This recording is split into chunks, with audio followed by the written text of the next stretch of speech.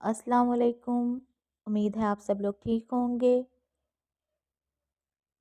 آپ لوگوں کی انتظار کی گھڑیاں ہوئی ختم۔ آپ لوگوں کو انتظار تھا کہ کب حور اور وسام ملیں گے، تو آج کی ایپیسوڈ حور اور وسام کے نام۔ ایپیسوڈ کیسی لگی کمنٹ باکس میں ضرور بتائیں، ویڈیو کو لائک کریں، شیئر کریں، اور جن لوگوں نے میرے چینل کو سبسکرائب نہیں کیا وہ سبسکرائب کریں۔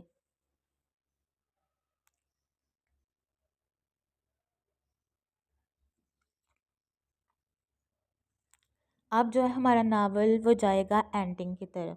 اب سحر اور حیدر کی شادی ہوگی، اس کے بعد جیسے جیسے ان کی شادی اینڈنگ کی طرف جائے گی تو آپ لوگ سمجھ جائیے گا کہ اب ناول بھی اینڈنگ کی طرف جا رہا ہے۔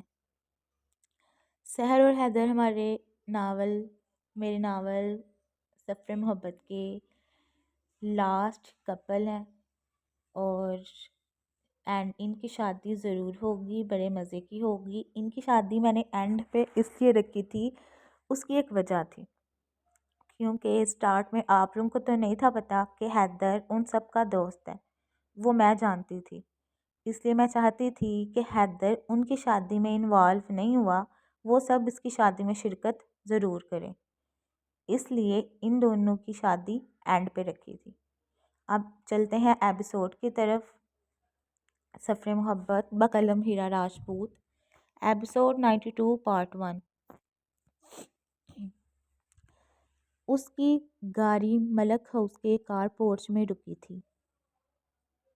وہ گہرا سانس لے کر باہر نکلا تھا۔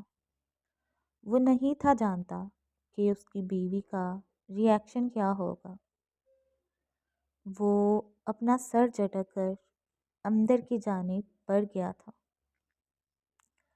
حال میں اریحہ اور عفان بیٹھے ہوئے تھے۔ اریحہ وسام کو دیکھ کر خوشی سے اس سے ملی تھی۔ کہاں چلے گئے تھے تم؟ وہ نم آنکھوں سے اس سے پوچھتی ہے۔ تمہیں ذرا ہماری یاد نہیں آئی؟ حالہ ایک ضروری کام تھا، جانا ضروری تھا۔ وہ ان کے سر پہ بوسہ دیتا، ایک نظر عفان کو دیکھتا جو بنا کسی ری ایکشن کے بیٹھے ہوئے تھے۔ میں حور کو لینے آیا ہوں۔ میں حور کو لینے آیا ہوں۔ اس کی بات سن کر عفان کی آنکھیں غصے سے سرخ ہو گئی تھیں۔ وسام شاہ، تمہیں کس نے کہا کہ حور کو لینے آؤ، یا وہ تمہارے ساتھ جائے گی؟ کیا مطلب آپ کی بات کا؟ بیوی ہے میری، اسے میرے ساتھ ہی جانا ہے۔ شکر ہے تمہیں یہ تو یاد ہے کہ تمہاری کوئی بیوی بھی ہے۔ انکل، میں آپ کی ناراضگی سمجھتا ہوں، لیکن میں مجبور تھا۔ تم مجبور نہیں تھے، نہ میری بیٹی لاوارث ہے کہ جب تمہارا دل کیا اسے چھوڑ کر چلے جاؤ، جب دل کیا واپس آ جاؤ۔ عفان کی غصے سے بھرپور آواز حال میں گونج رہی تھی۔ حمزہ بھی روم سے باہر آ گیا تھا۔ وہ میری بیوی ہے، آپ کیا کوئی بھی مجھے اس سے ملنے سے نہیں روک سکتا، وہ خود بھی نہیں۔ وہ اپنے ہاتھوں کی مٹھیاں بھیج کر حور کے روم کی طرف چلا گیا تھا۔ عفان پلیز۔ اس سے پہلے عفان کچھ کہتا، اریحہ اس کا ہاتھ پکڑ کر روک دیتی ہے۔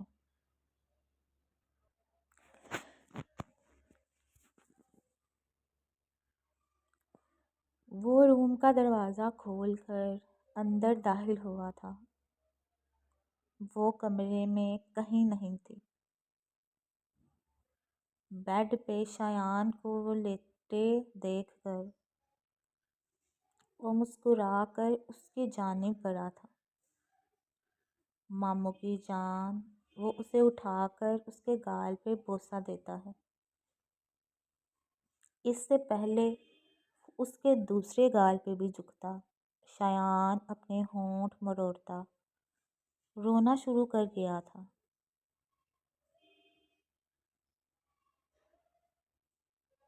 رونا شروع کر چکا تھا۔ شایان، پھپھو آ رہی ہے۔ چینجنگ روم سے آتی حور کی آواز سن کر وہ شایان کے ماتھے پہ لب رکھتا اسے واپس نیچے رکھ گیا تھا۔ روم کی لائٹس آف کر کے وہ چینجنگ روم کے باہر تھوڑی سائڈ پہ جا کر کھڑا ہو گیا تھا۔ حور چینج کر کے باہر نکلی تھی۔ روم کی لائٹس آف کیسے ہو گئیں؟ شایان کا سوچتے وہ اس کی طرف بڑھی تھی، جس کے رونے کی آوازیں آنا بند ہو گئی تھی۔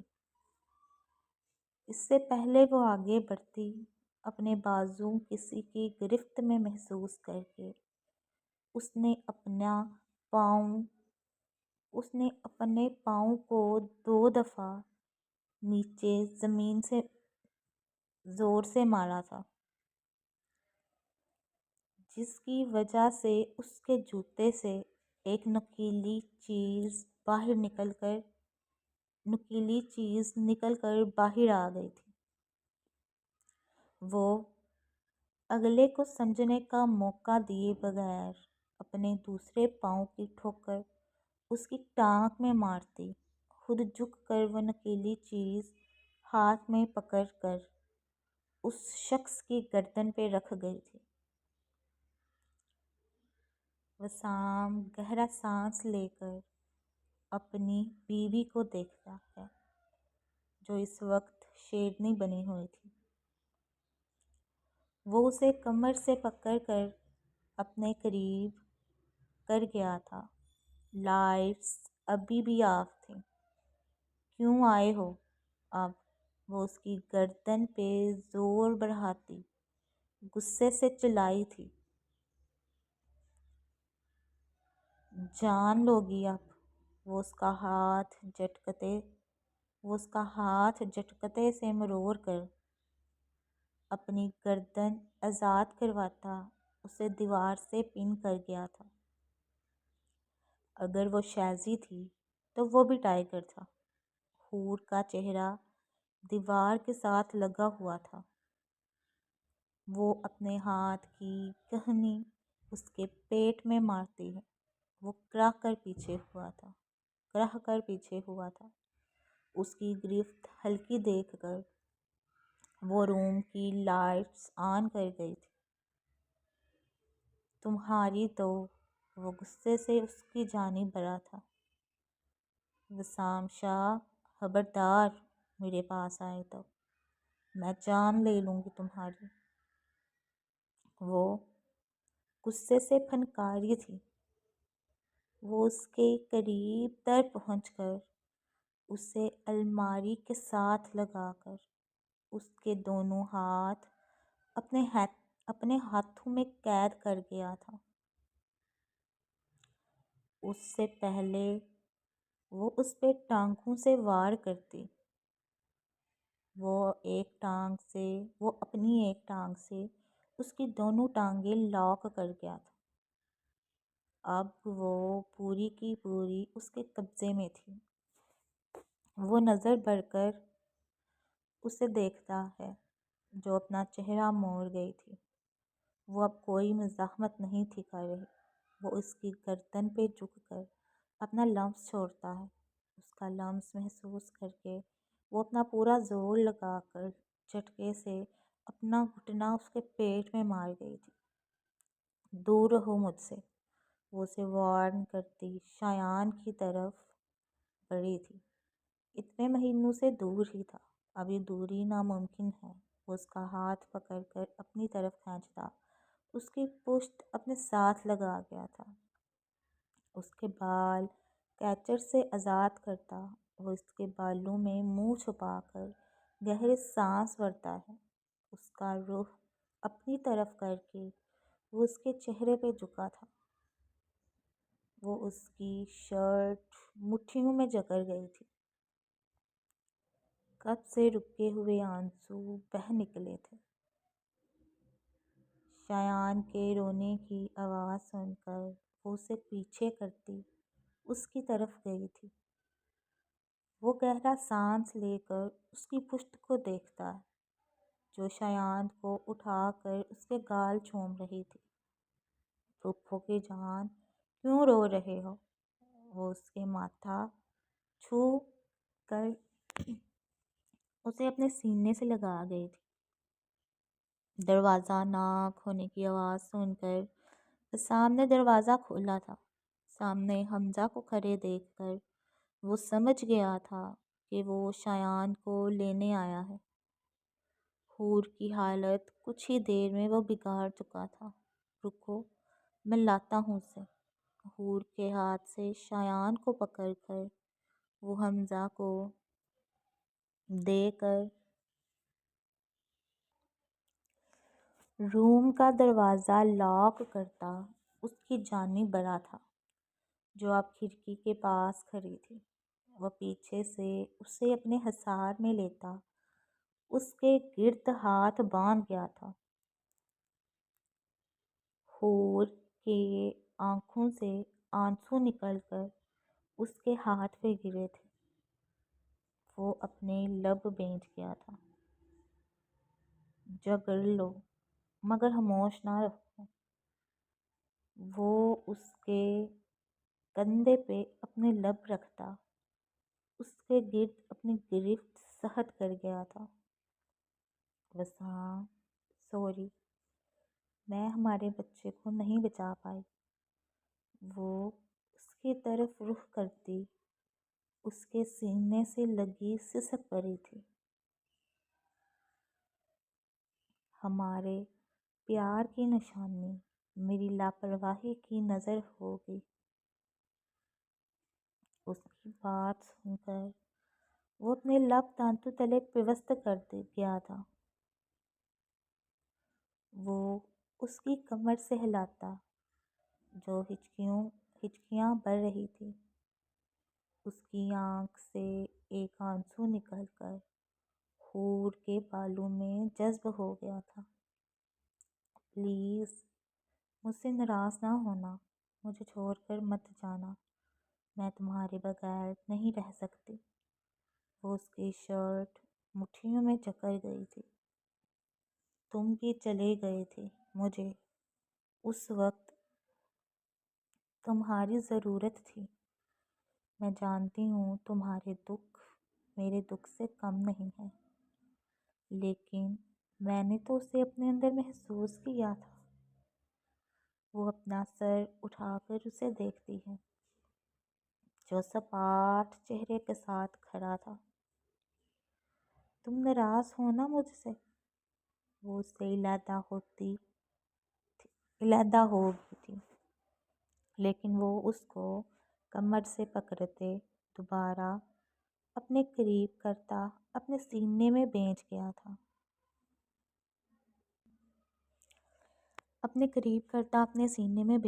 تھا۔ مجھے پتا ہوتا تو میں وہاں کبھی نہیں جاتی۔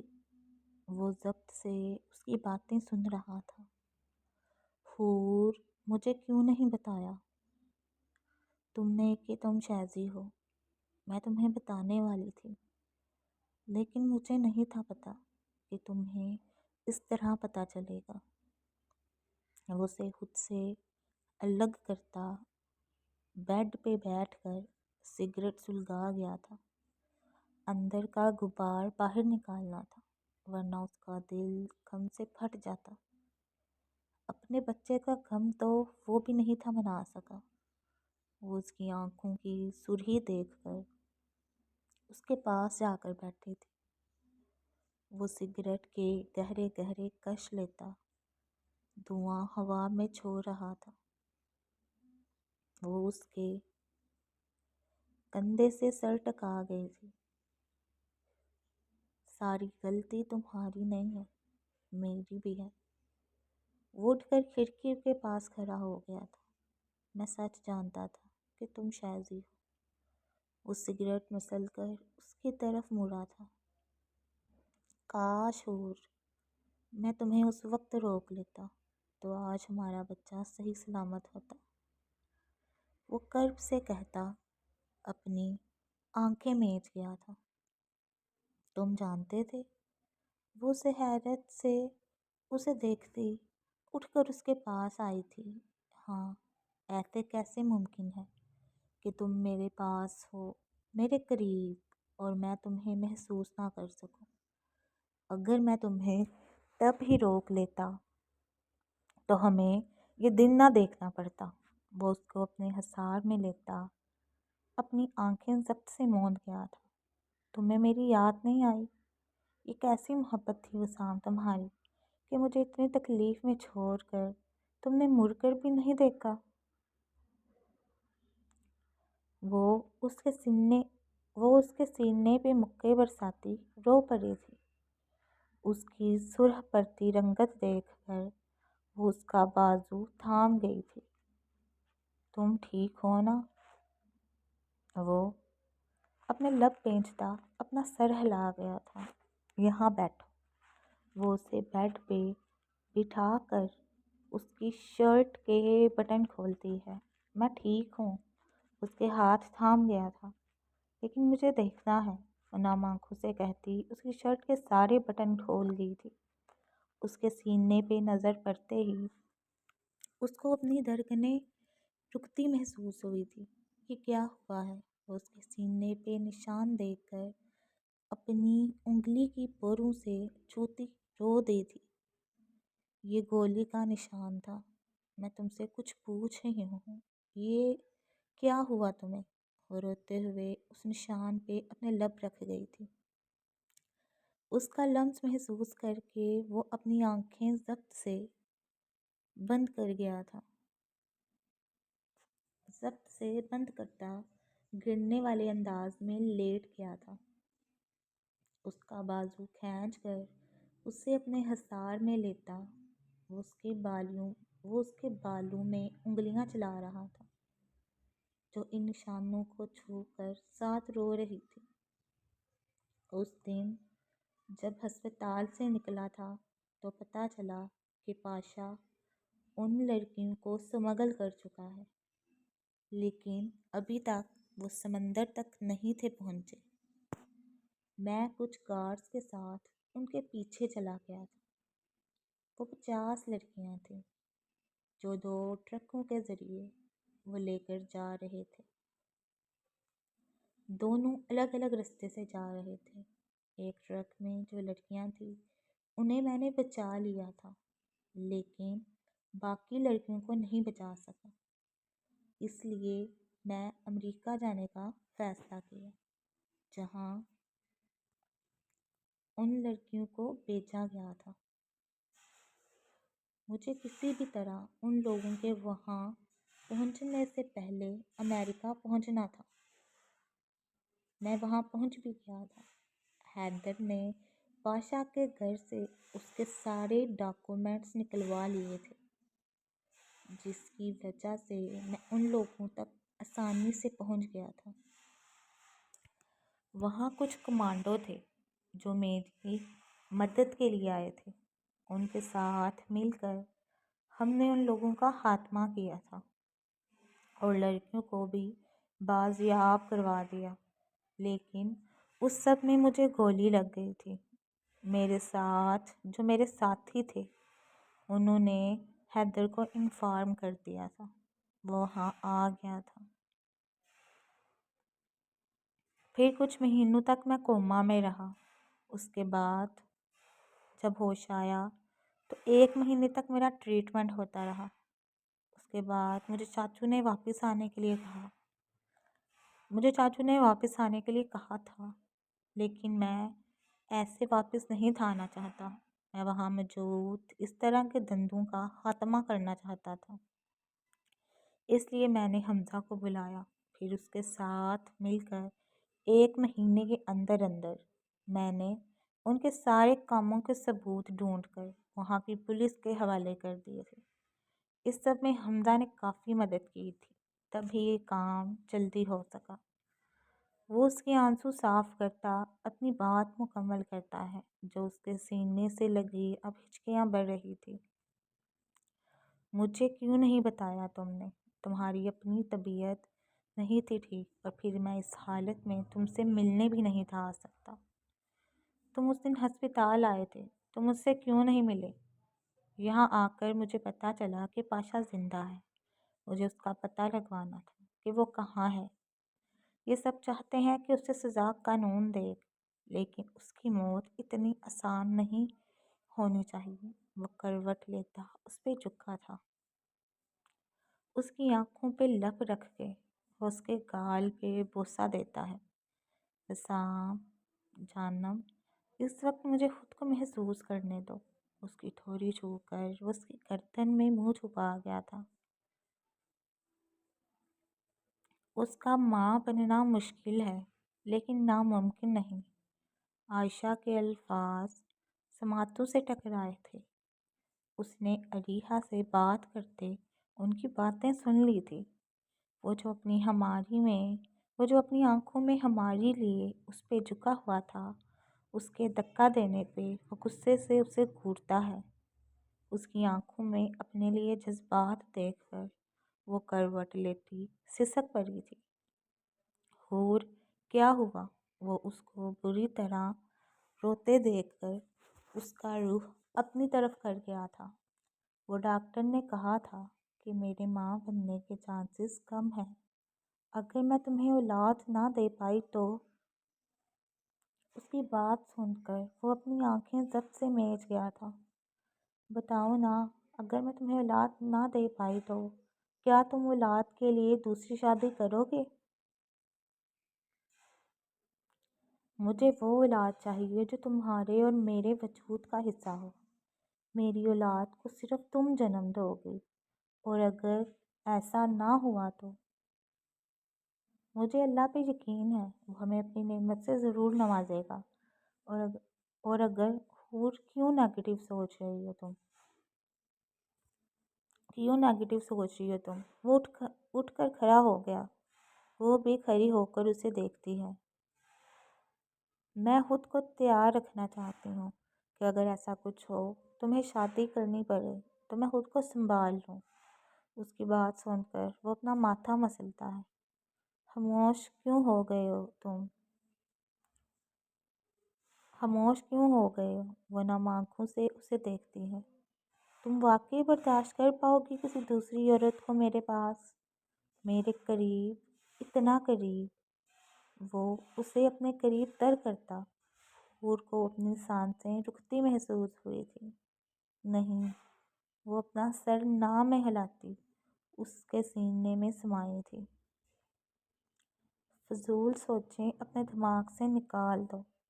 ہمارے نصیب میں اگر اولاد کی خوشی ہے تو وہ ضرور ہوگی، اور اگر ایسا نہ ہوا تو ہم بیبی اڈاپٹ کر لیں گے، اور تمہیں اس بارے میں ٹینشن لینے کی کوئی ضرورت نہیں۔ وہ اس کو اپنی باہوں میں اٹھا کر بیڈ کی طرف بڑھا تھا۔ تم مجھ سے ذرا ناراض نہیں ہو؟ وہ اسے خود پہ جھکتا دیکھ کر اس کا کندھا دبوچ گئی تھی۔ جس دن میں تم سے ناراض ہو کر تمہارے بغیر رہ گیا تو تم سمجھ لینا مجھے تم سے محبت نہیں رہی، لیکن میرا دل تمہارے معاملے میں اتنا وسیع ہے کہ یہ جانتے ہوئے بھی کہ اگر اس دن تم اپنے بچے کی خاطر اس مشن میں شامل نہ ہوتی تو ہمیں بھی ماں باپ بننے کا شرف حاصل ہوتا۔ اس کی بات سن کر وہ اپنے لب کاٹ گئی تھی۔ لیکن یہ دل سب جاننے کے باوجود بھی تم سے بدگمان نہیں ہو سکتا، کیونکہ اس دل کو چھونے والی تم واحد عورت ہو۔ وہ اس کے کانوں میں سرگوشی کرتا اس پہ جھکتا چلا گیا تھا۔ اس کے لمس میں شدت محسوس کر کے وہ اپنی آنکھیں میچ گئی تھی۔